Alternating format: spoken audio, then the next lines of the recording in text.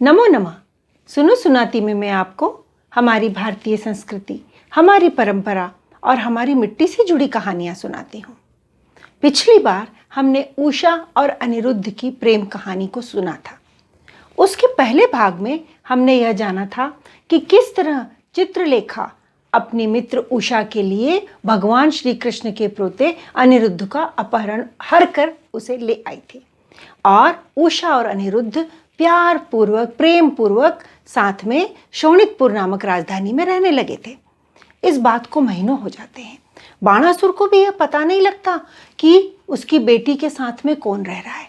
और उधर द्वारका में श्री कृष्ण, बलराम और अनिरुद्ध के पिता प्रद्युम्न बेहद परेशान हैं कि अनिरुद्ध गया तो कहाँ गया। अनिरुद्ध शोणितपुर में है, यह बात श्री कृष्ण को नारद मुनि बताते हैं। अब उसके आगे की कहानी हम आज सुनेंगे।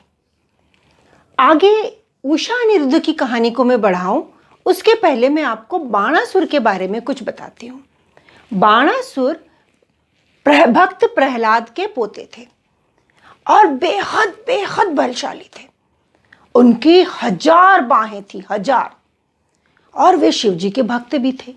कहते हैं एक बार शिवजी जब नृत्य कर रहे थे और शिवजी जैसा कुशल नर्तक तो कोई है ही नहीं, तो बाणासुर ने अपने 1000 हाथों से वीणा, मृदंग, तबला सभी साजों को बजाया था। शिवजी बेहद प्रसन्न हो गए। उन्होंने बाणासुर से कहा, बाणासुर कुछ वर मांगो। तो बाणासुर बलशाली तो था ही, लेकिन उसने फिर शिवजी से कहा, मैं चाहता हूं कि मेरी राजधानी शोणितपुर और जब भी मैं कहीं पर युद्ध करूं, आप मेरी राजधानी की सुरक्षा और मेरी सुरक्षा के लिए हमेशा मेरे साथ में युद्ध करेंगे। शिवजी तो प्रसन्न थे। उन्होंने उसे बोल दिया तथास्तु। अब तो बाणासुर समझो एक तरह से अजेय हो गया। किसी से भी हार तो वो वैसे भी नहीं सकता था। शिवजी के आशीर्वाद के बिना के साथ में तो उसके ऊपर और भी उसके ऊपर अहंकार चढ़ने लगा। मुझे तो कोई भी नहीं हरा सकता, मेरे साथ तो शिव जी हैं, वो मेरे साथ में लड़ते हैं। ऐसा करते करते सब लोग उससे डरने लगे। कोई उससे नहीं लड़ता था, कहीं युद्ध नहीं। तो एक दिन बाणासुर ने शिवजी से जाके कहा, शिवजी भगवान, मैं ना बहुत बहुत बोर हो गया हूं। कोई युद्ध करने के लिए ही नहीं है, कोई वीर योद्धा लगता है इस धरती पे बचा ही नहीं है। मुझे समझ में नहीं आता कि अब मैं किससे युद्ध करूं, किसको हराऊं। मेरी 1000 बाहें ना फड़क रही हैं, मैं किससे युद्ध करूं। तो शिवजी को समझ आ जाता। शिवजी कहते हैं, मूर्ख बाणासुर, तेरे अंदर अहंकार आ गया है और तेरे इस अहंकार को एक युद्ध में ही खत्म किया जाएगा, नष्ट किया जाएगा। ले, मैं तुझे एक ध्वज देता हूं। अपनी राजधानी शोणितपुर के द्वार पर इसे लगा देना। जिस दिन यह ध्वज गिर जाए, समझ लेना कि अब तेरे अहंकार के टूटने का समय आ गया है। बाणासुर वो ध्वज लेकर अपनी राजधानी के द्वार पर लगा देता है। अब हम आते हैं फिर से उषा और अनिरुद्ध की कहानी पर। इधर द्वार पर वह ध्वज फहरा रहा है और वहां नारद मुनि द्वारा जब यह पता लगता है कि अनिरुद्ध तो शोणितपुर में बाणासुर ने कैद कर रखा है, अब क्या किया जाए। तो भगवान श्री कृष्ण अपने भाई दाऊ बलराम और अपने उनके पुत्र जो थे प्रद्युम्न, उनके साथ पूरी चतुरंगिणी सेना लेकर चल पड़ते हैं शोणितपुर पर आक्रमण करने के लिए। और जब वे पहुंचते हैं तो उस दिन बाणासुर देखता है कि वह ध्वज द्वार से नीचे गिर गया है। लेकिन बाणासुर वो तो निश्चिंत था, ध्वज गिरा तो क्या हुआ, मेरे साथ तो शिवजी हैं, भला कोई सेना मेरा क्या बिगाड़ सकती है।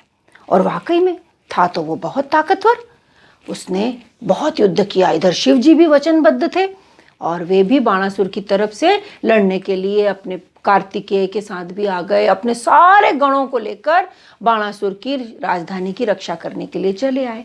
अब सोचो, इधर भगवान श्री कृष्ण की चतुरंगिणी सेना और इधर शिवजी की। युद्ध में भला कौन जीतेगा, कौन जीत सकता है? क्या शिवजी भगवान श्री कृष्ण को हरा सकते हैं या भगवान श्री कृष्ण शिवजी को हरा सकते हैं? इस युद्ध का तो निर्णय निकलना ही नहीं था। दोनों तरफ से खूब लड़ाई हुई, खूब अस्त्र चले, सभी लोग लड़े, लेकिन कोई परिणाम नहीं निकल रहा था। उधर फिर शिवजी ने क्या किया, अपने पास का एक खास अस्त्र था जिसका नाम था महेश्वर ज्वर। जब महेश्वर ज्वर को छोड़ा तो सब तरफ भगवान श्री कृष्ण की सेना में लोगों को ज्वर हो गया, खूब अग्नि बढ़ने लग गई, लोग त्राहिमाम करने लग गए।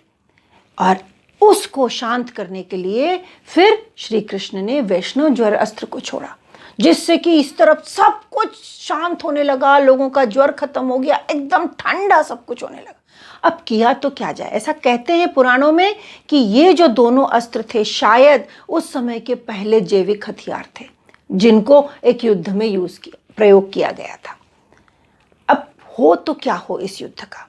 भगवान श्री कृष्ण मन ही मन शिव जी से प्रार्थना करते हैं, आप महेश्वर हैं, आप बताइए अब मैं क्या करूं। तो शिव जी ही उन्हें एक ज्ञान देते हैं।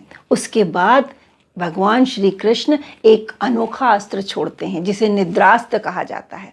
और जब उस अस्त्र को शिव जी के ऊपर छोड़ा जाता है तो शिव जी को नींद आ जाती है।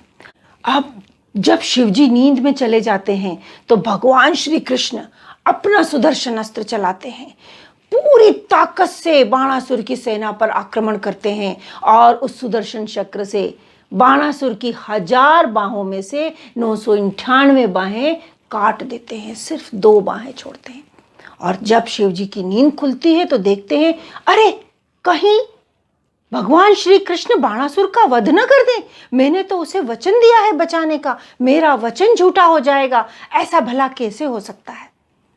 तब शिव जी बीच में आकर खड़े हो जाते हैं और कहते हैं, नहीं, तुम बाणासुर का वध नहीं करोगे। श्री कृष्ण हाथ जोड़ते हैं और कहते हैं, मैं भी बाणासुर का वध नहीं करना चाहता। मैंने बाणासुर के दादा भक्त प्रहलाद को वचन दिया हुआ है कि मैं इनके वंशजों को कभी भी वध नहीं करूंगा, तो मैं भी बाणासुर को नहीं मारना चाहता हूं। फिर समस्या का हल क्या है? अनिरुद्ध को छुड़ाना। इधर बाणासुर को भी समझ में आ जाता है, हाँ मैंने गलती करी है, मुझे भगवान श्री कृष्ण के पोते को कैद नहीं करना चाहिए था, जेल में नहीं डालना चाहिए था। सबके कहने पर बाणासुर उषा और अनिरुद्ध का विवाह संपन्न करने के लिए खुशी खुशी तैयार हो जाते हैं। दोनों का विवाह होता है, सभी से आशीर्वाद मिलता है। उषा, अनिरुद्ध, भगवान श्री कृष्ण, बलराम और प्रद्युम्न के साथ में सभी लोग द्वारका की ओर सकुशल प्रस्थान करते हैं। आपको यह कहानी कैसी लगी? इस कहानी में सबसे अनोखी बात यह है कि शायद यह ऐसी पहली कहानी होगी जिसमें एक राजकुमारी ने एक राजकुमार को हर कर अपने पास बुलाया था। इसे लाइक कीजिए और मेरे चैनल को सब्सक्राइब कीजिए। धन्यवाद।